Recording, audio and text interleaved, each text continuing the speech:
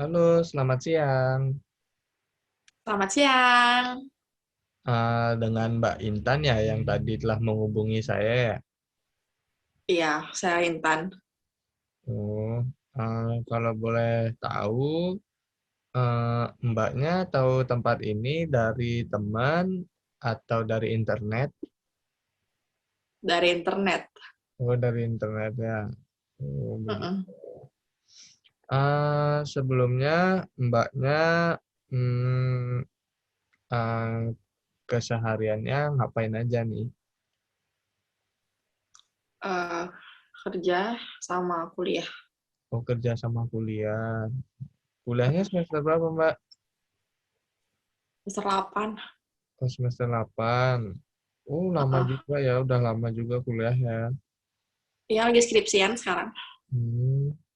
eh, Terus keinginan Mbak datang ke sini dari dorongan teman atau memang Mbak sendiri yang ingin melakukan konseling? Kebetulan memang saya ada keinginan sendiri untuk melakukan konseling ini. Hmm, begitu ya. Mm-mm. Oke, baik. Kalau begitu, sebelumnya perkenalkan, nama saya Oka, selaku psikolog yang akan menemani Mbak pada sesi konseling saat ini.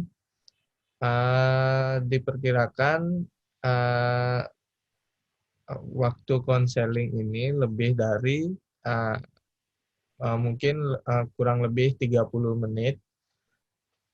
Jika ada penambahan waktu, akan diberitahu di setelah konseling selesai.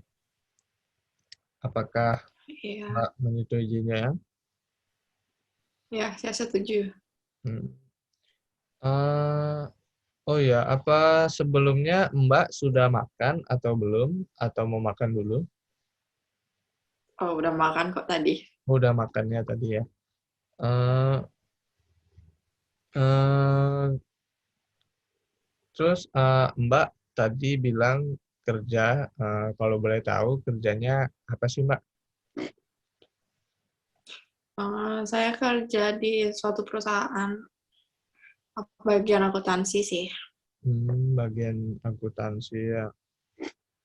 Eh, Terus gimana kesehariannya saat bekerja? Eh, Hmm, Kalau pas kerja Apakah sih, sibuk banget apa enggak gitu? em, kalau awal bulan lumayan sibuk, sama akhir bulan lumayan sibuk sih. Kalau pertengahan ya biasa-biasa aja. Jadi padat banget Biasanya ya Mbak sibuk, ya setiap harinya. ya lumayan padat sih, Kak. Hmm. Oh iya, gimana kabar Mbak hari ini? Oh ya, baik. Cukup baik.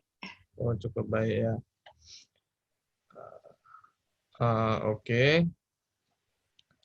Mbak, nanti di saat sesi konseling jangan khawatir bila ingin mengungkapkan apa yang akan Mbak ungkapkan tentang masalah Mbak.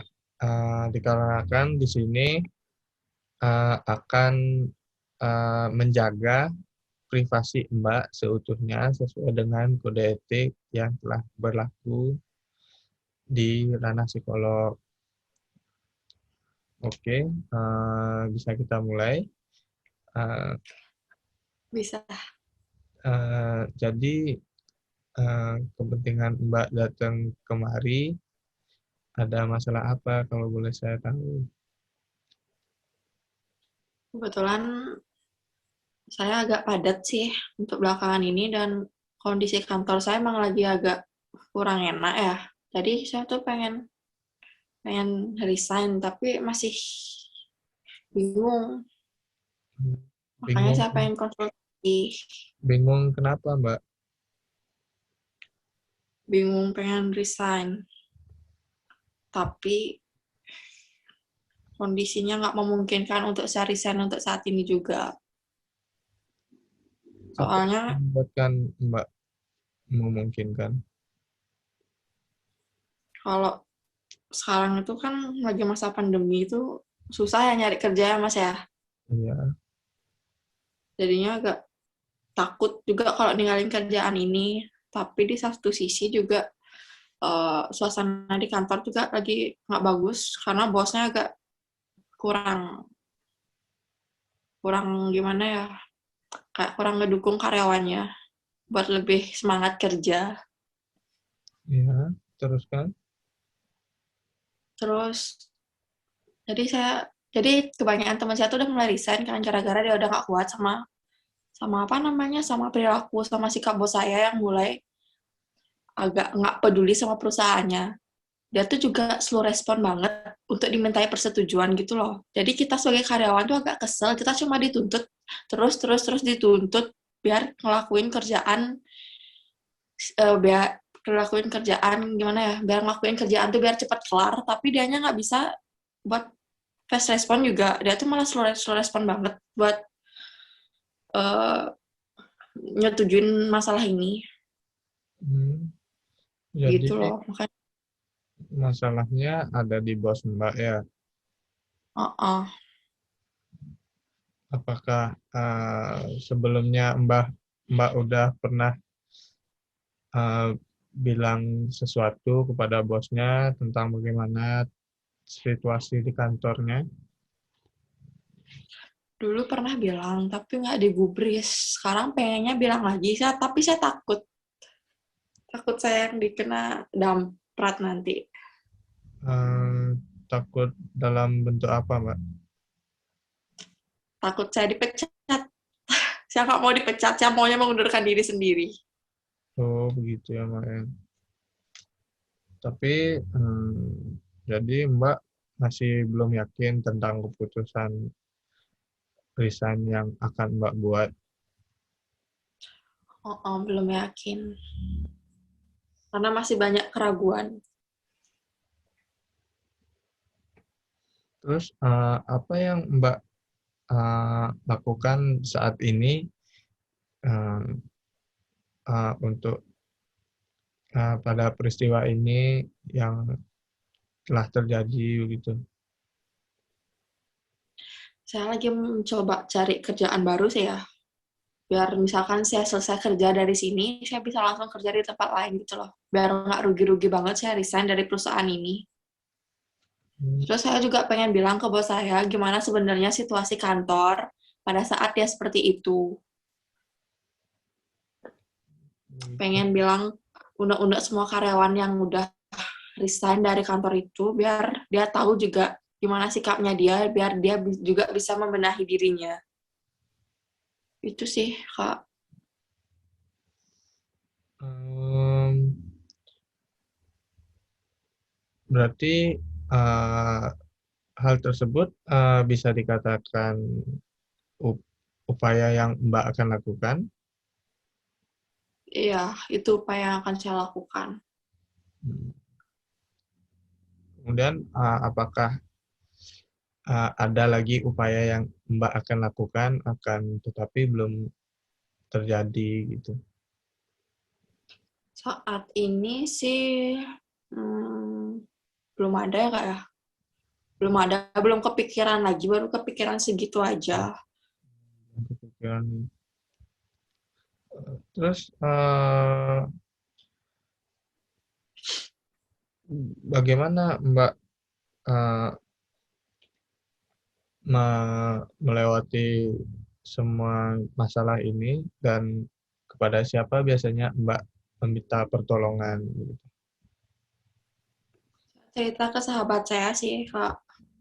Cerita ke sahabatnya yang Mm-mm. hmm, Biasanya saya jalan sih kalau misalkan lagi mumet kayak gitu. Saya minta libur dari tempat kerja. Soalnya kalau misalkan saya kerja, saya maksain kerja malah berantakan hasilnya. begitu. Terus bentuk perilaku apa sih yang Mbak paling keselin banget dari bos Mbak? Dia tuh perilaku yang slow respon ya, Slow yang respon seperti? slow respon. Saya nggak suka sikap dia yang slow respon, nggak profesional, Hmm, dan nggak bertanggung jawab. Sedangkan seorang pemimpin itu harus bertanggung jawab, tapi dia nggak ada tanggung jawabnya sama sekali sama perusahaannya. Dia malah ngelampiasin tanggung jawab itu ke karyawannya. Bagaimana Mbak bisa tahu bahwa bos Mbak sedang melampiaskan permasalahannya terhadap karyawannya? Karena teman saya ngalamin sendiri. Hmm, Teman saya minta tolong, minta bantuan ke bos saya, tapi dia malah nggak mau ngebantu teman saya ini. Saya tahu, soalnya teman saya ini ngasih tahu saya lihat sendiri, apakah apakah Mbak merasakan dampaknya dari perilaku bosnya tersebut? Pernah merasakan, merasakan juga? merasakan dampaknya. Baik, seperti apa Mbak? Kalau kayak gitu, kalau bos saya kayak apa namanya, kayak nggak bertanggung jawab, kan jadinya kita, loh kok bosnya nggak bertanggung jawab ya? Kalau misalkan kenapa-kenapa, yang tanggung jawab masa kita, sedangkan itu loh perusahaan besar, masa kita sendiri yang nanggung, harusnya kita kan bersama. Nggak Hmm, bisa sendiri kayak gitu. Kan dia, itu kan dia bos, harusnya dia bisa dong ngatur juga, biar nggak kayak gitu.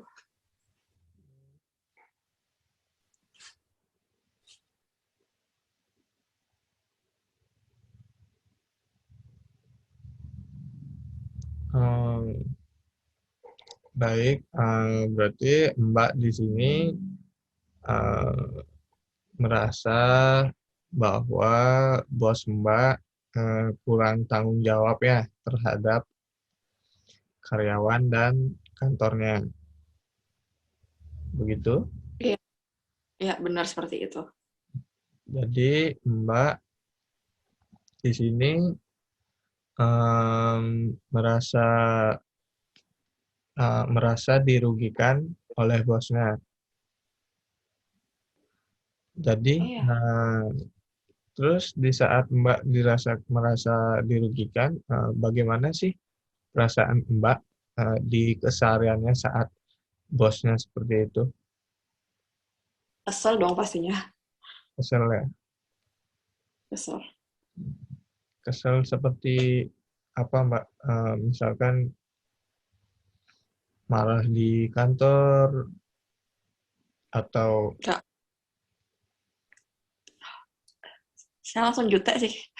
Kalau ke saya sendiri langsung saya ngeliatin muka jutek saya sih. Langsung tinggalin aja. gitu ya.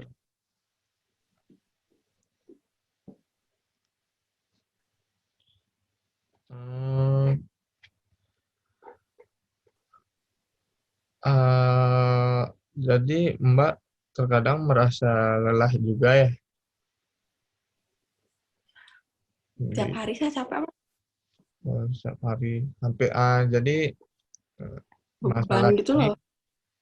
masalah ini Apa? mulai dari kapan sih Mbak? Kalau saya ngalaminya udah dari 4 bulan yang lalu, 4 bulan yang lalu. Januari. Heeh. Hmm,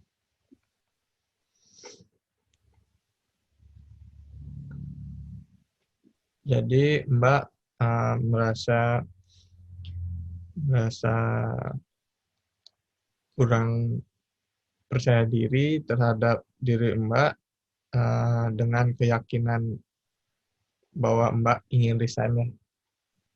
Iya, itu saya yang masih bingung. Eh, apakah Mbak merasa jengkel karena belum bisa melakukan upaya yang tadi Mbak akan lakukan? Jengkel.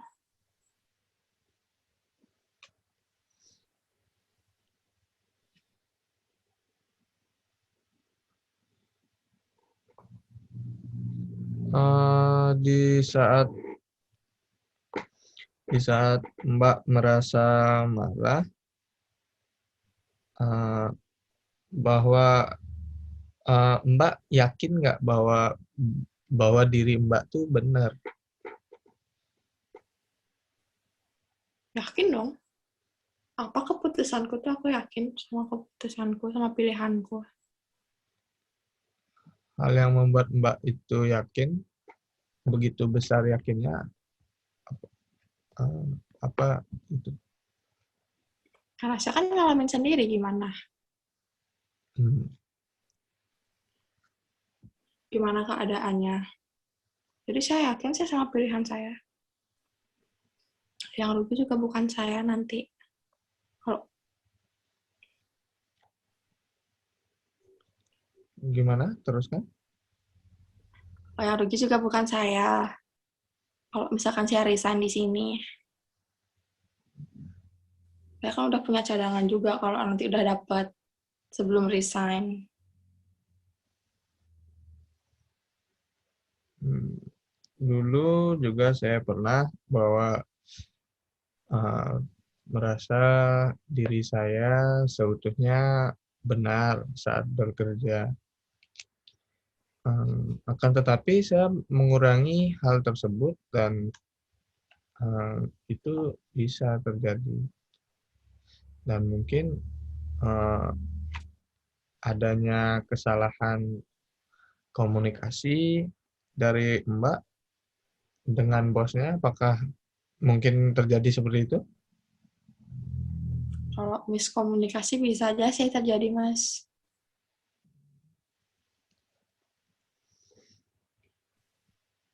Dan saya juga melihat Mbak bahwa merasa tidak nyaman, tapi saya tersanjung jika Mbak menceritakan lebih dalam lagi bagaimana Mbak bisa merasa tidak nyaman terhadap pekerjaan Mbak. Nah, bos saya tuh kan banyak nuntut loh, Mas. Dia tuh banyak nuntut.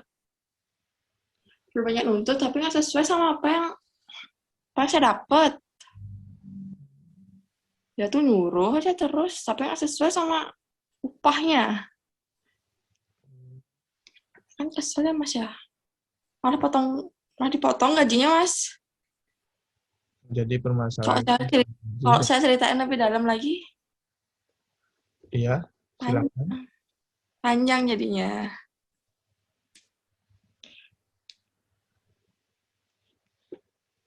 Dan kalau kerja di sini juga banyak nih gininya, banyak nih cobaannya. Cobaan seperti apa? Sekarang juga makin ketat sih. Udah bosnya nggak nggak perhatian sama karyawannya. Terus banyak nuntutnya. Nyari libur sebenarnya susah, harus nyari pengganti lagi. Bosnya nggak mau tanggung jawab juga. Banyak, Mas. Kalau diceritain ininya. Tapi saya ngomongnya secara garis besar aja sih.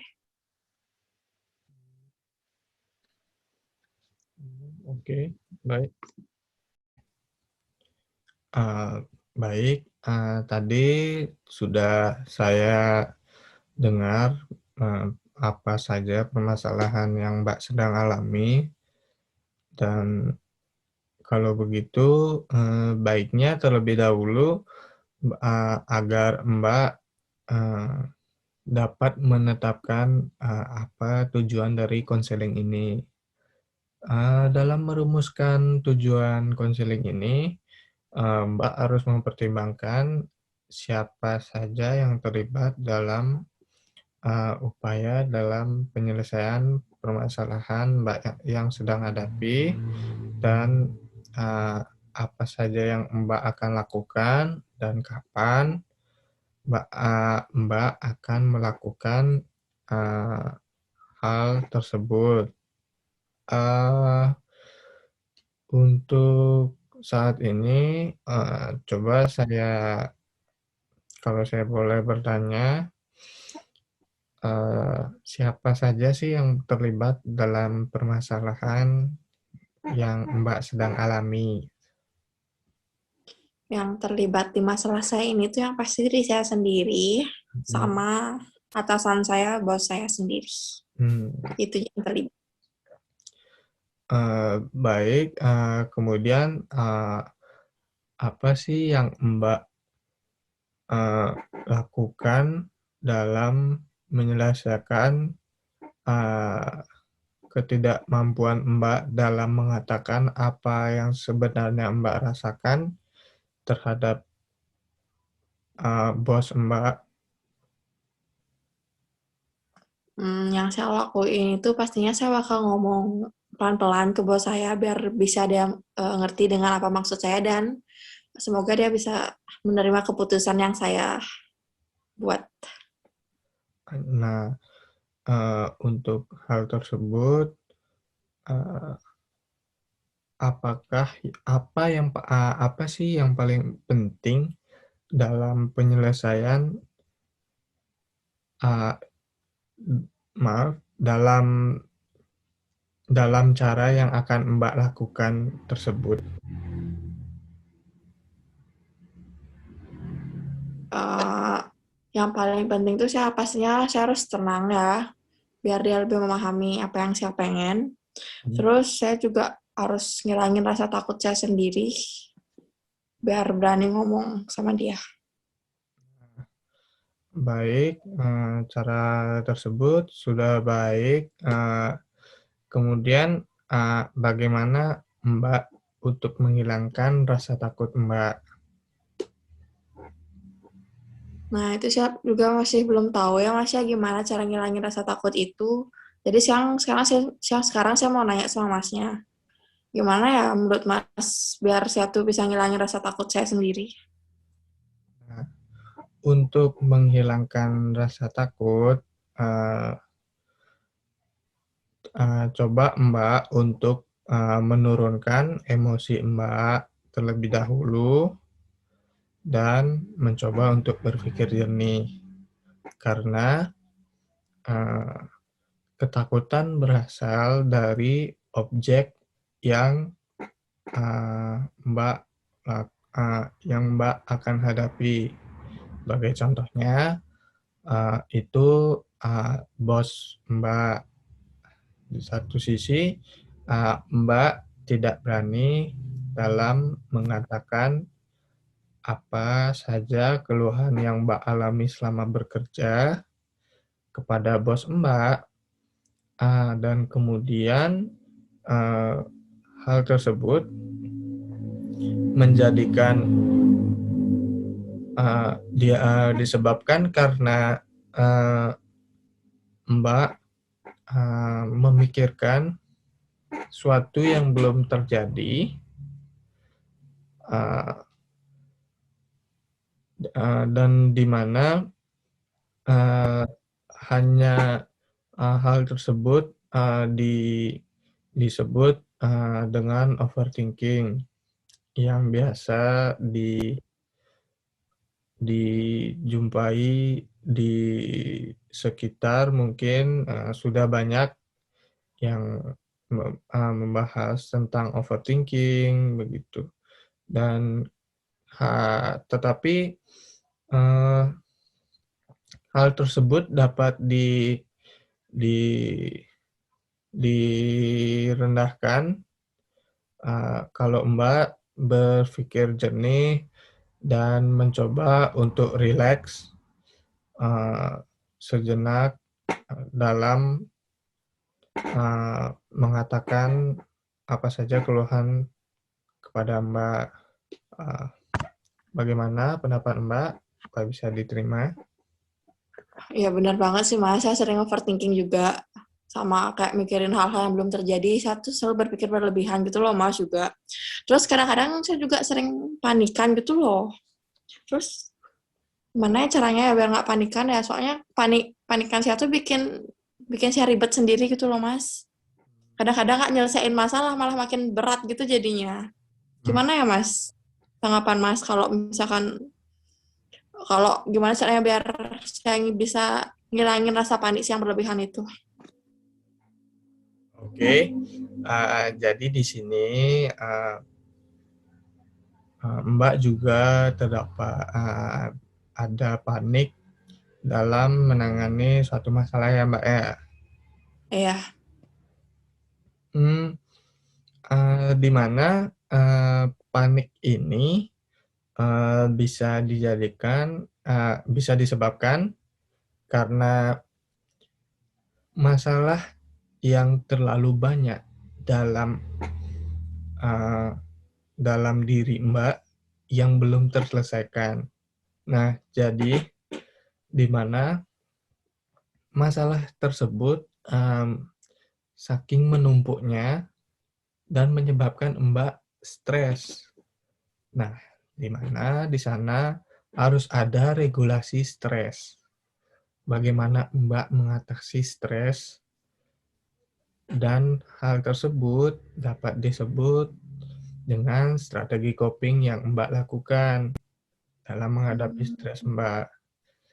Nah, eh, di sini saya akan bertanya sebelumnya bahwa eh, apakah bagaimana sih cara penyelesaian masalah Mbak yang sering hadapi itu sebelum-sebelumnya bagaimana? Cara saya menghadapi masalah saya. Mm-mm. Kalau bukan maksudnya masalah masalah gimana ya? Masalah yang sering saya hadapi atau masalah yang saya lagi omongin sekarang? Yang sering Mbak hadapi. Biasanya kalau saya tuh sering ngeloncatin masalah gitu, Mas. Sering saya ya udah deh, saya bodo amat gitu kadang-kadang sama masalah saya loh. Kayak udahlah loncatin loncatin loncatin itu udah makanya numpuk gitu jadinya masalah saya. Jadinya kan panikan gitu, Mas. Nah, oke. Dalam untuk menyelesaikan permasalahan yang sekarang Mbak sedang hadapi dengan bos Mbak, dan Mm-mm. ada baiknya bahwa Mbak untuk menyelesaikan dulu permasalahan Mbak satu persatu agar tidak menyebabkan stres. Nah, dari stres tersebut mungkin Mbak ada rasa takut, ada rasa panik dalam mengatakan yang sebenarnya terhadap bos Mbak. Nah, di sini eh, di mana saya harapkan bahwa agar stres Mbak dapat diselesaikan dengan cara yang efektif dan baik ya Mbak ya, dengan tidak meloncat-loncati bagaimana eh, masalah-masalah yang datang terhadap Mbak. Karena semakin Mbak untuk meloncati-meloncati masalah sebelumnya, untuk permasalahan yang saat ini Mbak ada kesulitan dalam menyelesaikan masalah yang akan Mbak hadapi saat ini. Dan di mana permasalahan itu uh, yang akan uh, membuat Mbak untuk belajar bagaimana lebih menjadi pribadi yang baik. Seperti itu ya Mbak ya. Nah, Oh gitu, ya, Mas. uh, jadi alangkah baiknya bahwa diatasi dulu permasalahan sebelumnya agar Mbak tidak panik dalam mengatakan hal tersebut dan apa saja keluhan kepada bos Mbak uh, untuk dapat segera menyelesaikan masalah Mbak dan agar pendapat Mbak juga bisa dapat diterima. Ada baiknya di samping itu Mbak berkomunikasi dengan cara yang baik. Cara yang baik, bagaimana cara yang baik yang saya maksud, di mana Mbak untuk berkata dengan lebih lebih tenang, rileks, dan bahasa yang sopan agar dapat diterima dan tidak juga menyakiti perasaan bos Mbak yang sudah menganggap Mbak sebagai karyawan yang baik di sana. Begitu Mbak, apa bisa diterima? Bisa Mas, bisa saya terima.